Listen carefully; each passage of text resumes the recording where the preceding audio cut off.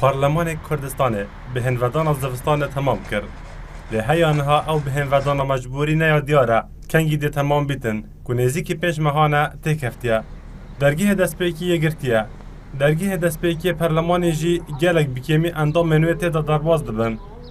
آماجه جی دیار دکن. هیا که درگیه سروکی و نه تفکرن بویندی وکرنا و یاب زحمته. روژا 12 جودمه سالا چوی سروک پارلمان کردستان رگری لحاته کرن بچیتا دناف هولره. جوه روژه و پارلمان کردستان بویا به سرکش آریشن سیاسی. هر جبر هنده جی مرج تفگر گوران بود از پکرن و توی جینه زفراندن بو بریا 12 جودمه مینو هر دم اندام فراکسیون جدا جدا نرین جدا لسر بهم ودان هیا تفگر گوران آخفتن بریا 5 حیوان دو پاد دکته و پارتی و اکتیجی تشتک دوید کنه و تفگر گوران های جه هبیتن.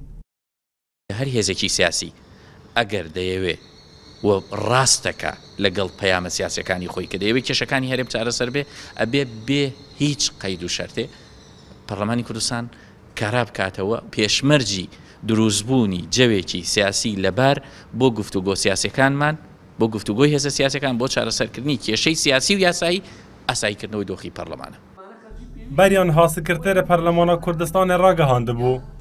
به اگر اجکار اخستنا پارلمانی پارلمان ده بهن ودان دانینه حیا کرونشتن خواه دست بکته و اندامه که پارلمانی لفراکسیونا کسک جید بیجید دوید فراکسیون بخواه بریارک سیاسی بدن برونشتن پارلمانی لحیانها آلین سیاسی نشاینه تو تشتاکی بکن بکارا کرنه.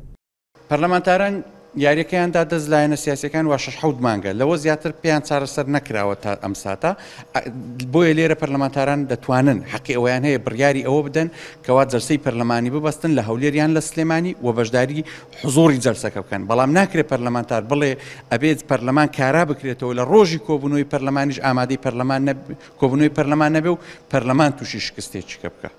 نها همی دبیجن پتویا پارلمان بهتا کارا کرن لی طولایک آمادنین اوه گاوه بهاوه جیتن که پروسیسا کارا کرنه لذاتی تدا بهتا کرن پشکک جا اندام پارلمانی دبیجن ددمکی وکی آنها دا پارلمان هر نبویا باشتر دبو. اوه ماسترین گندلیه پارلمان بیتش کار اخستن و دست پرنیشتنید خونه کتن و لیپرسینیل برپرسانه کتن و دوری خونه رابطن.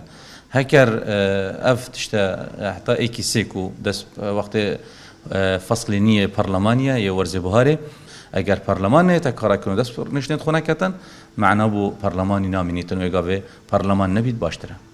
انداما که فراکسیونا پارتی دموکراتی کردستان دبیجیتن اندامان گلک بتوندی پابندی بریارن حزبین خوانه جبر هنده نشن بوان مرجان پارلمانی کارا بکنه و ما هول دا با ام دانشتنین خوب گیری بدین و پابندی هیچ رنمایی کی دیگه نباینه چون که خلق افرو چهارریه پارلمان کمبونا خوب کتن و پشتی کو سبجی خلی تشریعی نوی پارلمان بهاری دست پید کتوه و دیسا پارلمان رونانی تن چون که همی گیری درایی توجیهات حزبی و لاین سیاسی خونه حتی افلاین سیاسی نگه نری کفتنی او چه دانشتن و رونشتن لپارلمانی چه نابن. پیرو نافخوی پارلمانی بخواد دبیجیتن دوید روژا ایکی آدار بهن ودان زوستان تمام ببیتن و کارو بار دست بکنه و لیچون که هشتا پروسا سیاسی دبن بفر زوستان دایا دیارینین به بهار پارلمان کردستان بیتن ایاس عبدالله نارتی هولیر